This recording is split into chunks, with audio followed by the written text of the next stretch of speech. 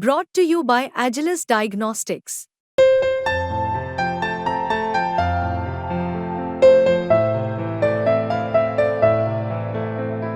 Agilus Diagnostics.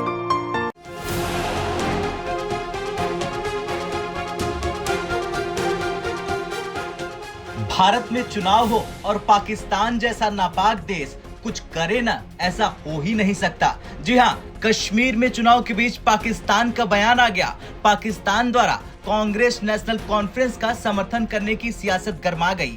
Pakistan के रक्षा मंत्री ख्वाजा आसिफ ने कहा कि 370 की बहाली पर पाकिस्तान कांग्रेस नेशनल कॉन्फ्रेंस के साथ है। जियो टीवी को दिए हुए इंटरव्यू में ख्वाजा आसिफ ने कहा कि हम अनुच्छेद 370 पर कांग्रेस गठबंधन के रुख से सहमत है। अब सोचिए, चुनाव भारत में हो रहा और सहमत पाकिस्तान हो रहा।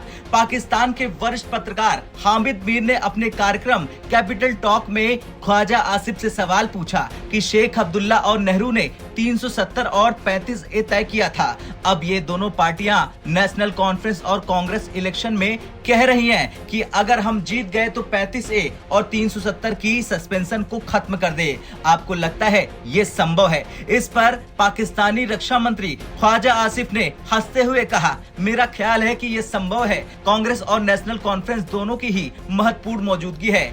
इस इश्यू पर मुझे लगता है कि वादी यानी कश्मीर घाटी की जनता बहुत मोटिवेट हुई है। वादी के बाहर भी बहुत चांस है कि वो सत्ता में आए। उन्होंने स्टेट्स रिस्टोर होना चाहिए, इसे इलेक्शन का मुद्दा बनाया हुआ है। अगर स्टेट्स रिस्टोर हुआ तो मैं समझता हूँ कि कश्मीरी लोगों को जो जख्म मिला है उसमें कुछ मरहम लगेगा।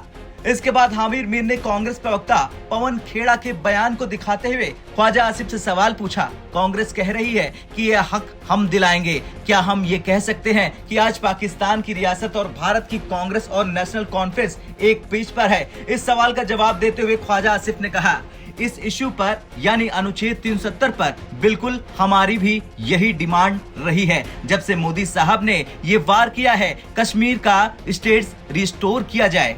सोचिए किस तरीके से बयान दिया जा रहा है पाकिस्तान में बैठकर कश्मीर के चुनाव को लेकर। वो पाकिस्तान जो दिन रात आतंकियों को ट्रेनिंग देता है, पालता है और उन्हें इसी कश्मीर में हमले करने के लिए भेजता है। अब वो भारत को कश्मीर पर ज्ञान देने उतरा है। आपको बता दें कि नेशनल कॉन्फ्रेंस ने सत्ता मिलने पर आर्टिकल 370 को बहाल करने की प्रतिबद्धता दोहराई है, जबकि कांग्रेस ने इस मुद्दे पर पूरी तरह से चुप्पी साध रखी है और अपने घोषणा पत्र में इसका जिक्र तक नहीं किया। हालांकि कांग्रेस ने जम्मू कश्मीर को पूर्ण राज्य का दर्जा बहाल करने के लिए अपनी प्रतिबद्धता का दावा किया है। खैर, ख्वाजा आसिफ के इस बयान ने भाजपा को कांग्रेस पर हमला करने के लिए नया हथियार दे दिया। बीजेपी नेता अमित मालवीय ने कहा कि कांग्रेस पार्टी हमेशा उन लोगों के पक्ष में देखी जाती है जो भारत के हितों के विरोधी हैं। उन्होंने कहा कि पाकिस्तान एक आतंकवादी देश कश्मीर पर कांग्रेस और नेशनल कॉन्फ्रेंस के रुख का समर्थन करता है।